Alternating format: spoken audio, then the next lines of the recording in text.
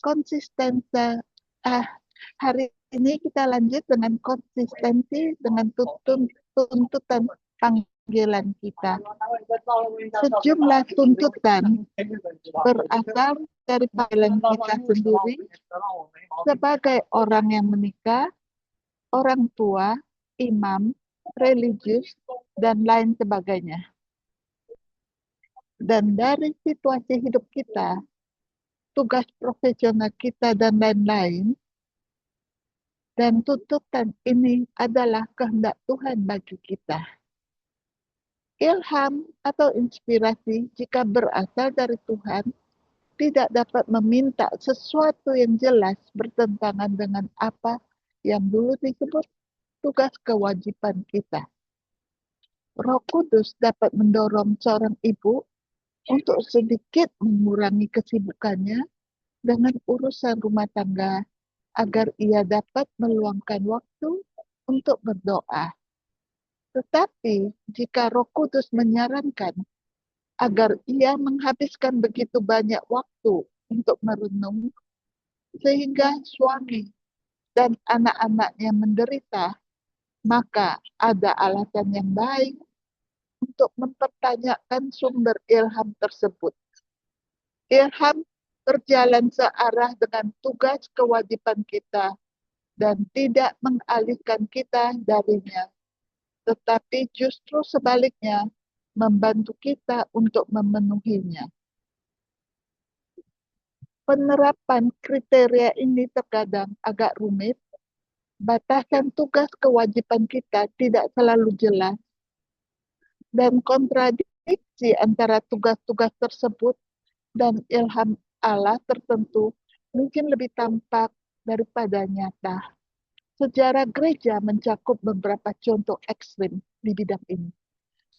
Ada Santo Nicholas dari Fleury yang meninggalkan keluarganya, atau Santa Jane Francis de Chantal yang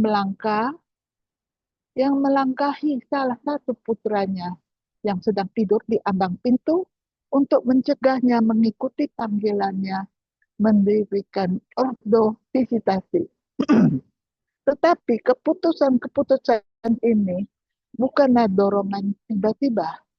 Keputusan-keputusan ini telah matang dalam waktu lama melalui doa dan refleksi, dan telah melalui pertimbangan seorang pembimbing spiritual. Terkadang kita menjadikan tugas keluarga atau pekerjaan sebagai alasan nyaman untuk tidak melakukan apa yang diminta Roh Kudus. Namun, tetap benar bahwa kriteria konsistensi antara ilham Allah dan tuntutan kehidupan kita adalah hal yang penting, dan kita dapat menghindari banyak ilusi spiritual hanya dengan mempertimbangkannya. Kriteria internal, yaitu pohon dikenal dari buahnya. Kriteria terpenting untuk membedakan ilham Allah adalah kriteria yang diberikan Yesus sendiri kepada kita dalam Injil. Pohon dikenal dari buahnya. Ilham dari Tuhan, jika kita mengikutinya, akan menghasilkan buah yang baik. Buah damai, sejahtera, sukacita, kasih, persekutuan, dan kerendahan hati. Ilham yang berasal dari daging kita atau dari iblis akan mandul atau bahkan menghasilkan buah negatif berupa kesedihan, kepahitan, kesombongan, dan sejenisnya. Kriteria ini penting, tetapi kelemahan utamanya adalah hanya dapat diterapkan secara retrospektif. Setelah diterapkan, konsekuensinya dapat diukur. Namun dalam prakteknya kita tentu lebih suka memiliki cara untuk menilai yang memungkinkan kita mencegah kesalahan untuk mengetahui apakah suatu ilham datang dari Tuhan atau tidak sebelum menerapkannya. Terlepas dari kelemahannya, kriteria ini sama sekali tidak sia-sia. Pertama, hal ini memungkinkan kita untuk mendapatkan pengalaman Dan kedua, bahkan sebelum menerapkan keputusan tersebut, buah-buah tertentu mungkin sudah tampak dalam diri kita, buah-buah kedamaian, sukacita, dan sebagainya. Lanjut yang berikutnya, membangun pengalaman kita. Seperti yang dinyatakan di atas, kemampuan kita untuk mengenali gerakan Roh Kudus berasal dari perolehan semacam indera spiritual. Indera spiritual ini adalah karunia dari Tuhan, tetapi juga dikembangkan dan diperkuat oleh pengalaman.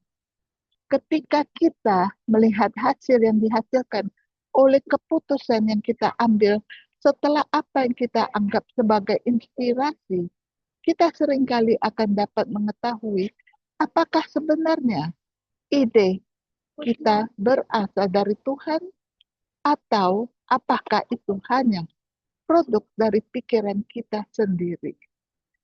Itu tidak selalu menyenangkan bagi harga diri kita. Kita tidak terlalu suka mengakui bahwa kita salah, tetapi kita harus melalui pengalaman itu. Kita perlu mengetahui bahwa dalam kehidupan spiritual, meskipun kita penuh dengan niat baik dan yakin bahwa Tuhan membantu kita dengan kesetiaan yang besar, kita tidak pernah terbebas dari proses pembelajaran yang melibatkan coba-coba, keberhasilan, dan kegagalan. Tuhan menginginkan hal itu terjadi. Itu adalah hukum manusia yang tidak seorang pun, bahkan orang yang paling spiritual sekalipun di dunia, terbebas darinya. Jika kita belajar dari pengalaman dengan rendah hati dan terus maju tanpa berkecil hati, dengan percaya bahwa semuanya adalah anugerah, maka kita akan membangun kepastian yang lebih besar akan penghakiman. Kepastian ini tidak akan pernah menjadi mutlak benar, karena satu-satunya kemutlakan yang ada di dunia ini adalah karisma yang dimiliki oleh Paus dan konsili ekumenis yang berada dalam persekutuan dengannya. Ketika ia menetapkan secara mutlak suatu masalah mengenai iman atau moral yang harus dipegang oleh seluruh gereja. Namun pengalaman akan hasil objektif, konfirmasi, atau sanggahan yang diberikan oleh fakta dan juga keadaan batin yang tersisa setelah keputusan kita.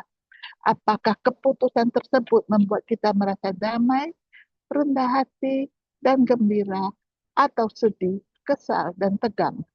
Semuanya akan membantu kita belajar mengenali apa yang berasal dari Tuhan dan membedakannya dari apa yang berasal dari iblis atau dari kita sendiri, sifat karakter kita, kecenderungan kita, dan sebagainya. Besok kita masuk ke dalam pembedaan roh. Kita tutup dengan satu kemuliaan kepada Bapa dan Putra dan Roh Kudus, seperti pada permulaan, sekarang, selalu, dan sepanjang segala abad. Amin. Amin.